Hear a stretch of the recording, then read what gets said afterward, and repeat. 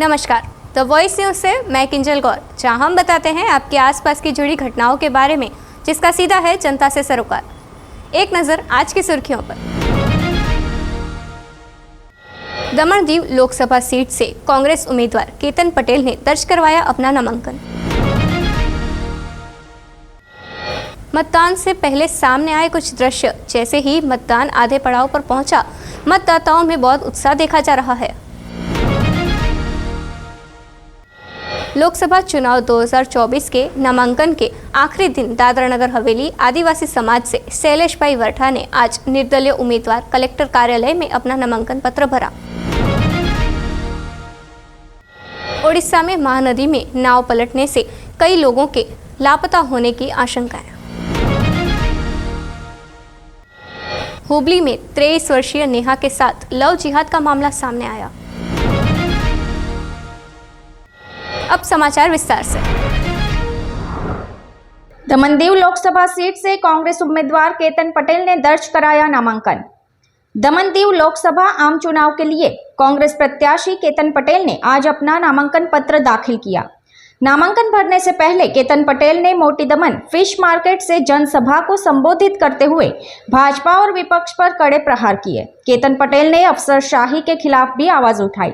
इस मौके पर केतन पटेल का समर्थकों ने पुष्पगुच्छ और हार पहनाकर गर्मजोशी से स्वागत किया, जिसके बाद केतन पटेल की धर्मपत्नी अमी पटेल ने भी जनसभा को संबोधित किया।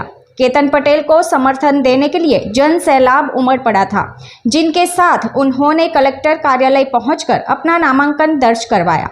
दी वॉइस न्यूज के लिए दमन से बंटी दमनिया की रिपोर्ट।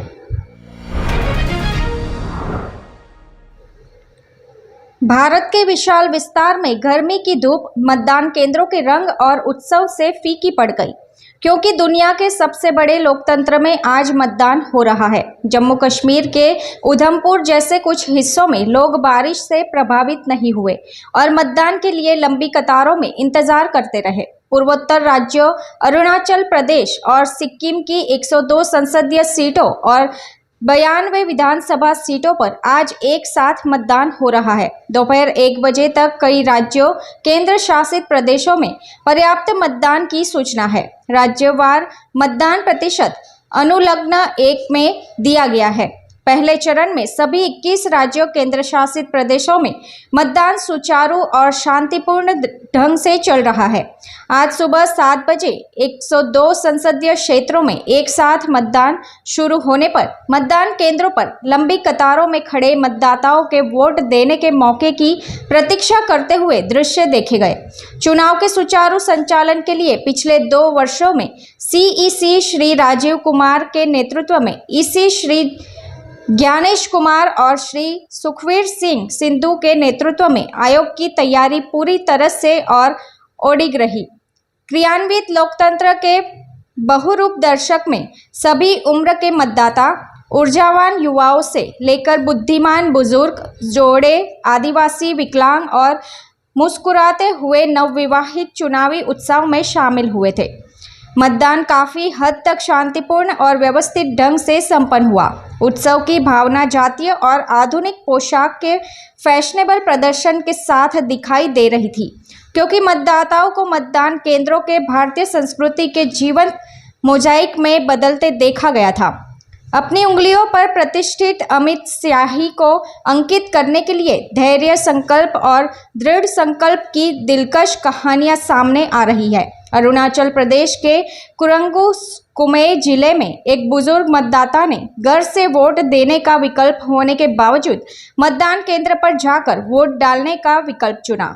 कहीं और मध्य प्रदेश के डिंडोरी में पारंपरिक पोशाक में सजी पहली बार मतदाता सुश्री देवकी ने वोट डालने के बाद अपनी स्याही लगी उंगली के साथ गर्व से पोज देकर अपनी खुशी व्यक्त की। जश्न के माहौल और बढ़ाते हुए नवविवाहित मतदाताओं ने भी गर्व से सोशल मीडिया पर अपनी स्याही लगी उंगलियों के साथ सेल्फी पोस्ट की।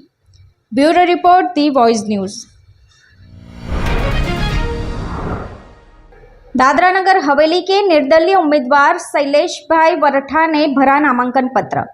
लोकसभा आम चुनाव 2024 के नामांकन के आखिरी दिन दादरा नगर हवेली आदिवासी समाज से वराठा कोड के युवा शैलेश भाई वराठा ने आज निर्दलीय उम्मीदवार के तौर पर कलेक्टर कार्यालय में अपना नामांकन पत्र दाखिल किया।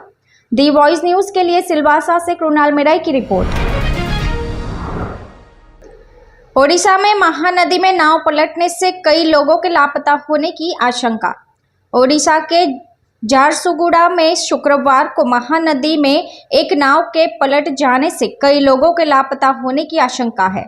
संकटपूर्ण कॉल मिलने पर पुलिस और बचाव दल मौके पर पहुंचे। फिलहाल खोज एवं बचाव अभियान जारी है। Bureau report, the voice news. Hubli में 23 साल की नेहा कांग्रेस पार्षद की बेटी के साथ लव जिहाद का मामला। हुबली में नेहा हिरेमत की हत्या के विरोध में एबीवीपी सदस्यों ने बीवीबी कैंपस के सामने विरोध प्रदर्शन किया। कर्नाटक के हुबली में गुरुवार को एक कांग्रेस पार्षद की बेटी की उसके पूर्व सहपाठी ने कॉलेज परिसर में हत्या कर दी। साथ ही आरोपी फैयाज को गिरफ्तार कर लिया गया है।